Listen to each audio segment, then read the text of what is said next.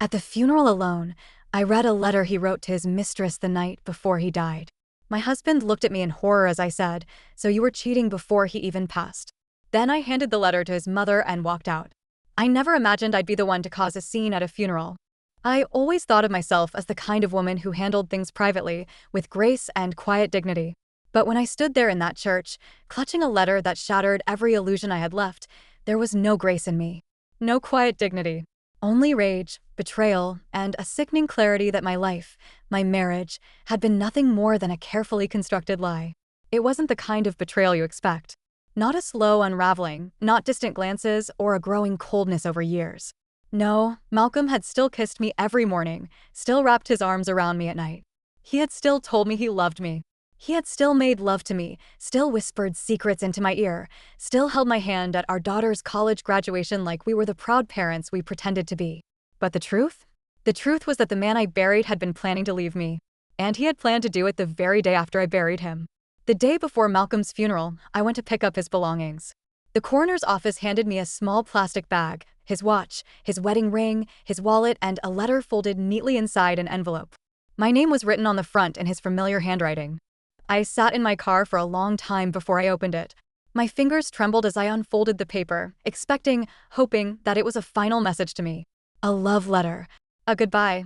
Some desperate words scribbled in a moment of regret before he died. But it wasn't. My love, it began. I hate that I have to write this instead of telling you in person, but tomorrow, everything changes. I can't live this lie anymore. I'm telling Lorraine the truth. I'm choosing you. I read those words 5 times before they made sense. I don't care what she says, what she does. We deserve this. I'll tell her after the funeral. I just need to get through tomorrow. Hold on for me, baby. Just one more day. There was no mention of me. No final words of comfort, no sorrow, no guilt. Just a cold, cruel certainty. He had been waiting for me to put him in the ground so he could be free of me, even in death. And then, at the bottom, another note, written in a different hand. I love you. A different handwriting, but one I knew well. Angela's, Victor's wife. My hands clenched so tightly around the letter that the paper crumpled. My stomach twisted violently, and for a moment I thought I might be sick. Angela. My friend. The woman I had spent holidays with, gone on double dates with. The woman who had stood beside me in my grief, tears in her own eyes, hands shaking as she told me how devastated she was. It had been her. How long had it been going on? How many times had they smiled in my face, pretending? Had they laughed about it when I wasn't around? Whispered about how stupid I was, how blind? I stared at Malcolm's wedding ring in the bag beside me. The same ring he had worn every single day while sleeping with someone else's wife. And I knew what I had to do. The church was full. Friends, family, coworkers. People who had loved Malcolm, people who had admired him. They all sat in the wooden pews, heads bowed, hands folded, wearing black. I stood in the front row, dressed in a black dress I had bought for this very occasion, because no widow should have to search her closet for something to wear to her own husband's funeral. Malcolm's mother sat beside me, dabbing her eyes with a handkerchief. His best friend, Victor, was there too, his arm draped around his wife's shoulders. Angela. She was crying. Tears streamed down her cheeks as she clutched a tissue, shoulders trembling. From the outside, it would have looked like grief. But I knew better now. I stared at her, the way she curled into Victor, the way she kept her head down, unable to meet my eyes. Did she know I had found the letter? Did she feel me watching her? I thought of every time we had sat across from each other at dinner, laughing. Every time she had hugged me, told me how lucky I was to have Malcolm. I had mourned Malcolm. I had mourned my husband. But standing there, looking at her, I realized I had been mourning a man who had never even existed. The priest spoke about Malcolm's life. About his kindness, his generosity, his devotion to his family. I let the words wash over me, numb and distant. I barely heard them. And then, at the end, the priest gestured toward me. His wife would like to say a few words. I stood slowly, my legs feeling detached from my body. Every step I took toward the podium was heavy, deliberate. The room was silent as I unfolded the letter. I didn't introduce myself. I didn't speak of love or loss. I simply began to read. My love, I hate that I have to write this instead of telling you in person, but tomorrow, everything changes. The words hung in the air like a curse. I read it all. Every single sentence. And when I was done, I lifted my eyes from the page and looked directly at my husband's mother. So you were cheating before he even passed. Victor turned to Angela, his face slack with shock. Angela's lips parted. Her hand flew to her mouth, her eyes darting wildly across the room, searching for a way out. A gasp rippled through the crowd. Malcolm's mother choked out, "What?" I walked down the steps, slow and deliberate, and handed her the letter. Then I turned and left. I didn't stay to see the chaos unfold behind me. I didn't need to. By the time I reached my car, I could already hear the shouting. I drove home in a daze. The funeral home, the guests, the weight of their stares, it all blurred together. My fingers clenched the steering wheel so tightly my knuckles turned white, but I barely noticed. The last thing I had seen before walking out was Angela's face, pale and stricken, her mouth moving but no words coming out. Good. I wanted her to feel the shame of it, the weight of being caught. I pulled into my driveway and shut off the engine, but I didn't move. My hands still trembled. The house in front of me, the one Malcolm and I had bought together, the one where we had raised our daughter, celebrated anniversaries, had late-night arguments, made up in the mornings, felt like a stranger's home. How much of my life had been a lie? Had he been planning to leave me for months? Years? Had he ever loved me, or had I been some obligation he endured, waiting for the right moment to cut me loose? A part of me wished he was still alive, just so I could see the look on his face when I confronted him. So I could ask him why. Why wasn't I enough? Why did you smile at me like I was your world when you were building a life with someone else? I let out a shaky breath and finally got out of the car. Inside, the house felt hollow. The silence was suffocating. I wandered into the kitchen, absently reaching for a glass of water, but my hands were still unsteady. I set the glass down on the counter and pressed my palms against the cool surface, trying to ground myself. My phone buzzed. I ignored it. Then it buzzed again. And again. I turned it over and my stomach clenched. 10 missed calls from Victor. Another from an unknown number. And a text. Victor, Lorraine, pick up the phone. Please. I need to talk to you. I stared at the message, feeling the heat of my anger rise again. What could he possibly have to say to me? Had he really known nothing about it? Had Malcolm kept it from his best friend, or had he known all along and played his own role in making me look like a fool? The phone rang again. Victor. I answered. What? My voice came out raw, colder than I expected. He hesitated. Then, Lorraine. Jesus. You didn't have to do that. Not like that. I laughed. A short, humorless sound. Not like that? How else should I have done it, Victor? Should I have waited until after the funeral? Given her time to slip away? Let everyone mourn a man who was planning to leave his wife for his best friend's wife. A long pause. I didn't know, he said quietly. I didn't believe him. You expect me to believe Malcolm never told you? That he wasn't bragging about sneaking around with your wife? That you never noticed? My voice shook now, but not with grief. With rage. I swear to you, Lorraine. He broke off. I could hear the sound of him breathing, ragged and uneven. Then, quieter, I should have known. I should have seen it. But I didn't. A silence stretched between us. Then, finally, he said, she's gone. I frowned. What? Angela. She left. Packed a bag right after you walked out. Took off. Won't answer her phone. I leaned back against the counter, my pulse hammering in my ears. So she ran. No apology. No excuse. Just gone. Good, I said. Victor let out a breath. Look, I hung up. I wasn't interested in hearing whatever else he had to say. Not tonight. Maybe not ever. Days passed. People reached out, some out of genuine concern, others for gossip. I ignored most of them. I just needed to breathe, to figure out what life looked like now. Then, one evening, my doorbell rang. I almost didn't answer it. But something told me to. And when I did, I wasn't surprised to see Eloise standing there. Malcolm's mother. She looked older than she had just a week ago. Her eyes were red, her shoulders slumped. She held the letter in her hands, now folded and creased from being read over and over again. Can I come in? She asked softly. I hesitated. Then, finally, I stepped aside and let her in. Eloise walked in with slow, careful steps, like she wasn't sure she should be here. I wasn't sure either. She held the letter against her chest like it was something sacred, something precious. But we both knew better. It wasn't sacred. It was a death sentence to the version of her son she thought she knew. I shut the door behind her and led her to the living room. Neither of us sat. For a long time, she just stared at me, her lips pressing together like she was trying to hold back words. I waited. I had nothing to say first. Finally, she exhaled. Lorraine, Her voice wavered, and she cleared her throat. I don't know where to start. I crossed my arms, not to be defensive, but to hold myself together. Start with why you're here. She flinched slightly at my tone. I needed to talk to you. About what? I asked, voice flat. Malcolm? The fact that he was planning to leave me?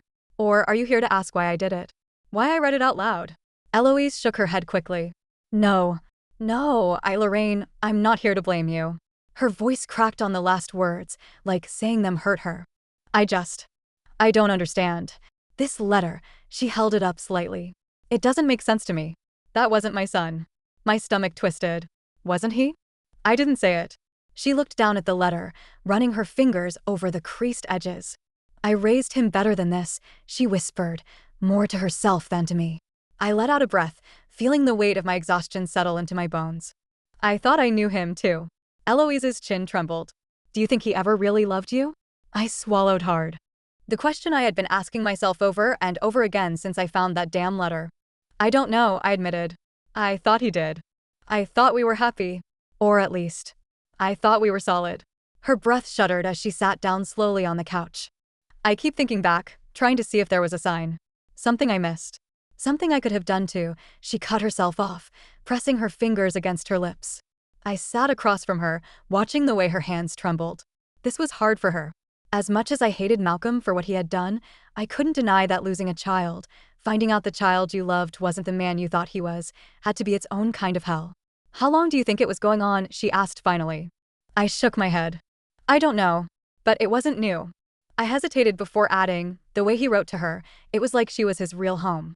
Eloise's breath hitched, and she closed her eyes for a moment. God. We sat in silence for a while, the air between us heavy. Then, softly, she said, I can't forgive him. That made me look up. She was staring at the letter again, her lips tight. I know he's gone. I know it doesn't matter anymore. But I can't forgive him for doing this. Not to you. Not to our family. She inhaled shakily. Not to me. Something inside me softened, just a little. She looked up at me, her eyes filled with tears. Lorraine, I know I wasn't always the easiest mother-in-law. I know I judged too much, interfered too often. But I always believed my son loved you. That he was a good husband. And now I don't know what to do with this. I didn't have an answer for her. I didn't know what to do with it either. But I said the only truth I could. You grieve the son you thought you had. Her lips pressed together, and she nodded, a single tear slipping down her cheek. And you? She asked. I exhaled. I grieve the life I thought I had. Another silence stretched between us. Then she placed the letter gently on the coffee table, like laying down a burden. She reached for my hand hesitantly, like she wasn't sure if I would allow it.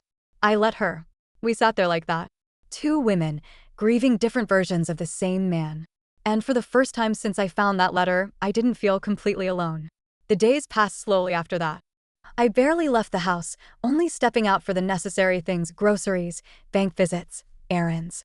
Each time I did, I could feel the whispers, the looks. It seemed like everyone in town had heard what happened. Some pitied me. Some judged me. Some, women I barely knew, looked at me with something else in their eyes. Recognition. One afternoon, while I was checking out at the grocery store, a woman I'd only spoken to in passing reached out and touched my arm. I would have done the same thing, she murmured. Then she walked away. I had barely heard from Victor since I hung up on him, but one evening, as I was making myself a dinner I had no appetite for, the doorbell rang again. I knew who it was before I opened it. Victor stood on my porch, hands shoved into his pockets, eyes tired. He had lost weight. His usual well-groomed appearance was slipping, his hair was messy, his beard untrimmed. Can we talk? He asked. I almost told him no, but something in his expression stopped me. I stepped aside. He walked in, looked around the house as if expecting to see remnants of his best friend. As if expecting to see Malcolm step out from the kitchen, laughing, making a joke. But Malcolm was gone. Victor sat down heavily at the kitchen table, rubbing a hand over his face. I keep trying to make sense of it, he said. I keep thinking, how the hell did I not know? I was his best friend, Lorraine. His voice cracked. I trusted him. I sat across from him, watching him struggle. I keep replaying things in my head, he admitted. Little things. Small moments that should have told me. And now I feel like an idiot. He let out a humorless chuckle. I thought Angela and I were solid, you know? I thought we were happy. I looked at him, feeling the sharp sting of irony. So did I. His gaze met mine. A moment of painful understanding passed between us. Then he exhaled and ran a hand through his hair. You should know, the other day I finally got a hold of her. I stilled. Angela? He nodded. And? Victor's expression darkened. She admitted it. I swallowed. How long? He looked down at his hands. Over a year. A year. A whole year of my husband sleeping with my friend behind my back. A whole year of secret meetings, hidden text messages, whispered phone calls when they thought no one was around. I felt like I had been punched in the stomach. Victor rubbed a hand over his jaw. She said she didn't mean for it to happen. That it just did. I let out a bitter laugh. That's the excuse, isn't it? He nodded, eyes filled with something raw. I swallowed hard. And what are you going to do? He didn't answer right away. Then, finally, he said, I don't know yet. I understood. Because I didn't know either. Victor sat there, staring at his hands like they held the answers to questions neither of us had ever thought to ask before all of this. I studied him, the way his shoulders hunched forward, the way exhaustion clung to him like a second skin. He looked like a man who had lost everything overnight. So did I. For a long time, neither of us spoke.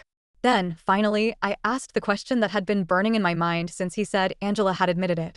Did she say if she loved him? Victor's jaw tightened. He exhaled sharply, running a hand over his face. Yeah, he said, voice low. She did. Something inside me clenched. Even after everything, I had held on to the smallest hope that maybe, this had just been some fleeting affair, something meaningless. But it hadn't been. Angela had loved Malcolm. And Malcolm had loved her enough to plan a future with her. Victor was watching me now, waiting for a reaction. I swallowed down the lump in my throat and forced my voice to stay steady. So what are you going to do? Victor let out a humorless chuckle. What do you think? She's out of the house. I told her to come get her things when I'm not there. He paused. And you? I had been thinking about that. About what came next. I had spent days locked in my own head, drowning in the humiliation of it all. But humiliation had a way of burning itself into something else. Something sharper. Something stronger. I met Victor's gaze. I think I know exactly what I'm going to do. The first thing I did was sell Malcolm's car. I knew how much he loved it. That vintage Mustang had been his baby, the one thing he had refused to trade in for something newer, no matter how impractical it was. He had spent hours washing it, waxing it, running his fingers over the leather interior like it was something sacred. I sold it for half of what it was worth. The guy who bought it was a 20-year-old college kid who grinned at me like he couldn't believe his luck. Neither could I. The second thing I did was go to the bank. Malcolm had a separate savings account, one he had always told me was for emergencies. I never questioned it. He had always been good with money, and I trusted him. But when I went through his financial records, I found exactly what I had suspected. Hotel charges. Expensive dinners. Jewelry I had never received. Every single sign of an affair, sitting there in black and white. I closed the account and transferred every last penny into my own. Then I called my lawyer. There was something almost poetic about using Malcolm's own money to pay for the divorce he hadn't lived long enough to give me. Angela tried to call me. The first time, I let it ring. The second time, I blocked her number. She showed up at my door a week later, looking like she hadn't slept in days. Her hair was pulled into a messy ponytail, her eyes red-rimmed, lips chapped from nervous biting. I stared at her through the screen door. She opened her mouth, then closed it, then opened it again. Lorraine, please, she whispered. Please, just let me explain. I tilted my head slightly. Explain what, exactly? Tears welled up in her eyes. It wasn't supposed to happen like this. I let out a quiet laugh, shaking my head. That's the thing, Angela. It did happen like this. And you let it. She swallowed hard. I never wanted to hurt you. That's funny, I said, leaning against the door frame. Because you did a damn good job of it. Her lips trembled. I miss you. That almost made me laugh. The audacity of it. I looked her up and down, took in the exhaustion, the regret, the sheer desperation in her eyes. You know what the worst part is? I said quietly. She shook her head. I actually cared about you, I told her. You were my friend. My family. And you threw that away for a man who didn't even get the chance to pick you. Angela flinched like I had slapped her. She took a shaky step back, nodding slowly, like she finally understood. Like she finally knew that whatever we had been, whatever we had shared, was dead now. Just like Malcolm. She turned and walked away without another word. And I let her go. Victor and I kept in touch, if only because neither of us had many other people who truly understood what this had done to us. One night, we sat on my back porch, a bottle of whiskey between us. The cicadas hummed in the warm summer air, and for the first time in weeks, I felt a little lighter. Victor took a sip of his drink, then exhaled. You know, I used to think I had everything figured out. I smirked. Yeah, Me too. He turned to look at me, something unreadable in his expression. Do you ever think about what we're supposed to do now? I thought about it. About the weight of everything I had lost, but also about what I had gained. Malcolm was gone. Angela was gone. And yet, for the first time in a long time, I felt like I was the one holding the reins of my own life. So I met Victor's gaze and said, I think we do whatever the hell we want. And for the first time since the funeral, I really, truly smiled.